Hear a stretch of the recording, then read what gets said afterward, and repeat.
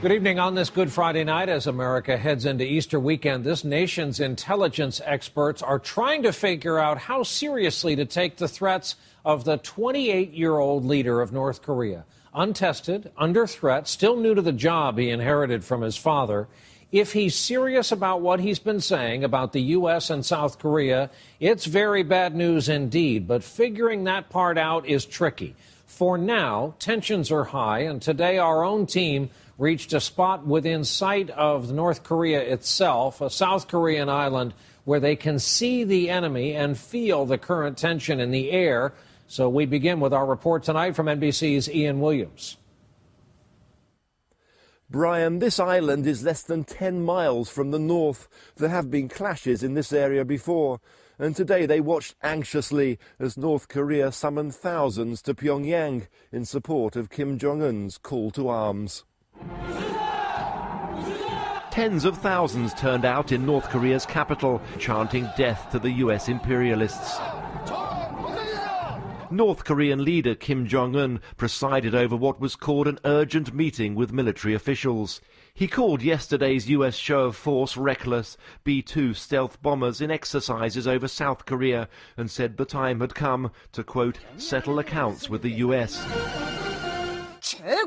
State television reported that Kim had ordered his forces on standby to strike the US, South Korea, Guam and Hawaii.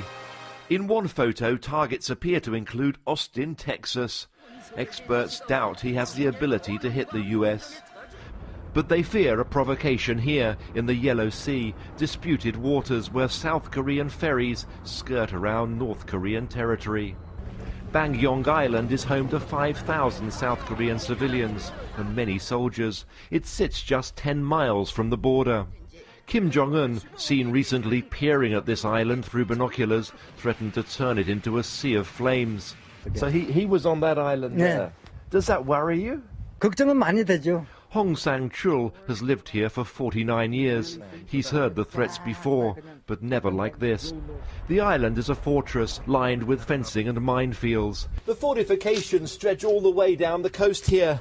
30-foot wide wall, and on top layers of razor wire. Locals say the army is tense.